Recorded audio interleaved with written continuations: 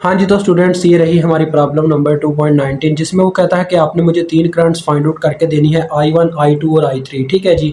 तो ये सर्किट हमारे सामने ही है, लेकिन कंडीशन के मुताबिक स्टूडेंट्स हमें उसे कह लें कि IX भी फाइंड आउट करके देनी पड़ेगी, क्योंकि IX अगर फाइंड आउट नहीं होती तो हमें दूसरी करंट्स को फाइंड आउट करने का मौका ही नहीं मिल पाएगा। कुछ कंडीशन इस तरह से बना दी गई है यहाँ पे।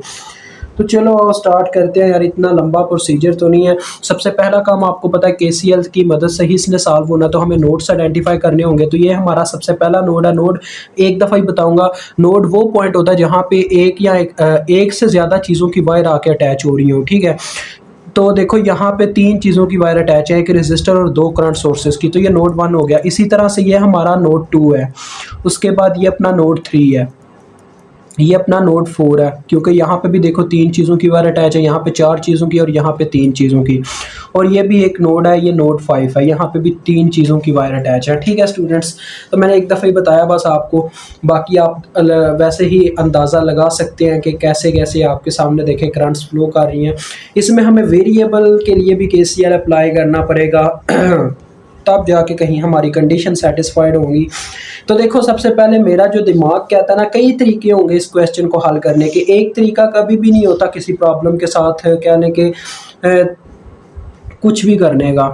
तो देखो यहाँ पे सबसे पहली मेरी जो कंडीशन है, हम क्या करते हैं जी, चलो नोड 4 पे केसीएल अप्लाई करते हैं। नोड 4 पे ठीक है, केसीएल अप्लाई करने का क्या तरीका होता है जी, the sum of entering current is equal to sum of leaving current. ये मैं साथ में मेंशन कर रहा हूँ कौन से नोड पे केसीएल अप्लाई कर रहा हूँ। आपने लिखना है वहाँ पे apply KCL eight node 4, eight node 5, जो सा नोड हुआ। ये मैं बस ना अपनी टाइमिंग के लिए कर रहा हूँ ताकि टाइम बच सके। देखो केसीएल का कहना था the sum of entering current is equal to sum of leaving current. इस नोड में सिर्फ एक करंट एंटर कर रही है, बाकी दोनों बाहर जा रही हैं। तो ये आगे sum of entering current is equal to sum of leaving current. तो दूसरी जानिब स्टूडेंट्स आपको पता होना चाहिए हमारे पास क्या आ जाएगा, 2ix प्लस 2ix। तो क्या बन जाएगा 4ix। ठीक है जी, ये दोनों लीव कर रही है ना, तो उधर उन दोनों का सम होना था, 2ix प्लस 2ix होना था। तो 4ix आना था, मैंने डायरेक्ट ही लिख दिया I1 is equal to 4ix। ठीक हो गया। अब हम क्या करते हैं जी, चले अब स्टूडेंट्स हम नोड 5 पे केसीएल अप्लाई करते हैं। ठीक है, नोड 5 पे इसको भी ऐसे ही रहने दो कि वेरिएबल की फॉर्म में, कोई मसला नहीं है। तो नोड 5 पे अगर हम केसीएल अप्लाई करें तो देखिए स्टूडेंट्स यहाँ पे कौन कौन सी करंट एंटर कर रही है, सिर्फ एक करंट एंटर कर रही है 12 मिली, बाकी दोनों बाहर जा रही हैं, IX भी और I3 भी। तो 12 मिली इज इक्वल टू आ जाएगा हमारे पास IX प्लस I3। ठीक है जी, तो I3 हमने यहाँ पे इक्वेशन बना लेनी है I3 के लिए। I3 के लिए इक्वेशन आ जाएगी 12 मिली माइनस IX। ठीक है, इसको इसी फॉर्म में रहने दो। ये हमारे पास एक इक्वेशन आ गई, जिसको आप कोई भी इक्वेशन का नाम दे दो, इक्वेशन 1। ठीक है, अब हम क्या करते हैं स्टूडेंट्स, देखें I3 मेन हमने IX को फाइंड आउट करना है, तब जाके हमारी कहीं काम सेट होना है। ठीक है, अब हम नोड 3 पे केसीएल अप्लाई करेंगे। ये इस वजह से क्योंकि देखो अगर मैं नोड 3 पे अब केसीएल अप्लाई करता हूँ तो IX को मैं फाइंड आउट कर सकूंगा I3 की मदद से।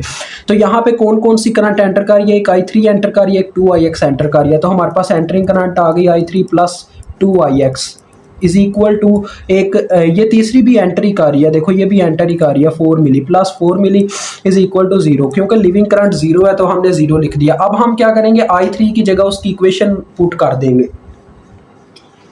जो कि हमारे पास क्या है, देखें स्टूडेंट्स 12 मिली माइनस IX प्लस 2ix। ये आपने लिख देना put the value of I3 from equation 1 in this equation. ठीक है, तो इससे क्या होगा, अब हम IX को इजीली फाइंड आउट कर सकेंगे। IX एक दफ़ा फाइंड आउट हो गया तो आपका सारा काम हल हो गया।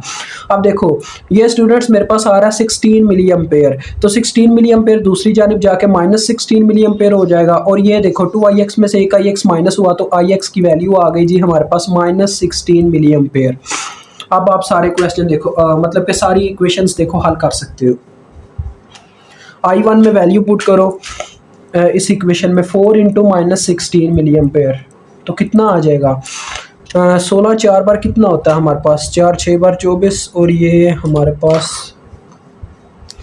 16 ज़रबे 4।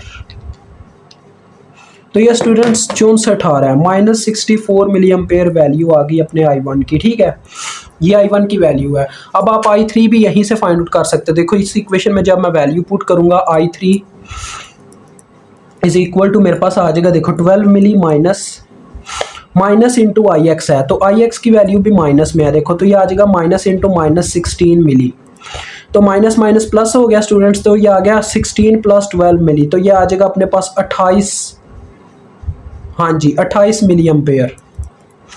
I3 की वैल्यू भी आपके सामने आ गई है।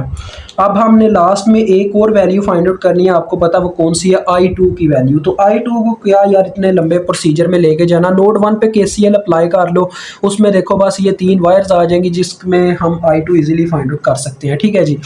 तो नोड 1 पे आप KCL अप्लाई करने लगो। मैं एंटरिंग करंट कौन कौन सी है, सिर्फ एक एंटरिंग करंट है 2IX, तो ये आ गई entering current is equal to sum of leaving current, तो 2 लिविंग करंट है I2 प्लस 12 मिली। अब वैल्यूज पुट कर दो, IX हमने I2 निकालनी है, तो देखो I2 इस जानिब रह गया, मतलब कि उधर ही रह गया, और 12 मिली इधर आके माइनस हो गया, तो 2 इंटू IX की वैल्यू पहले माइनस 16 मिली आ गई IX की वैल्यू, प्लस यहाँ पे प्लस हो रहा था, दूसरी जानिब जाके 12 मिली माइनस हो गया, माइनस 12 मिली, तो ये हमारे पास बन गया देखो माइनस 32 मिली माइनस 12 मिली, तो यह वैल्यू आ गई है स्टूडेंट I2 की माइनस 44 मिली एम्पेयर। तो ले जी ये आपका क्वेश्चन हल हो गया, मुझे उम्मीद आपको समझ आ गई होगी।